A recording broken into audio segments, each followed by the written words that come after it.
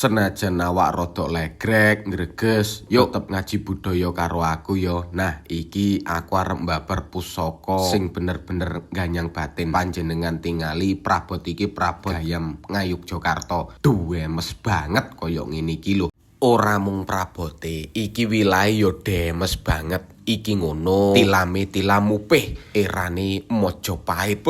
Jan ganyang batin tenan, wesine nglugut pamor iki pamor adeg siji. Gonjone kendhit enek sing ngendika pamor ngene iki ya termasuk pamor lananging jagat, lananging Jawa. Wah, jan wis kaya ngene iki demese pusaka niki. Monggo kagem panjenengan ingkang badhe ngersakne pusaka niki saged DM kula nggih tanglet-tanglet babakan mahar. Dados ngoten niku lho, iki pusaka bener-bener ganyang batin tenan kok. Ora salah lek sampean kewahyon pusaka iki. Sapa ngerti nek pusaka iki iso dadi jodohmu.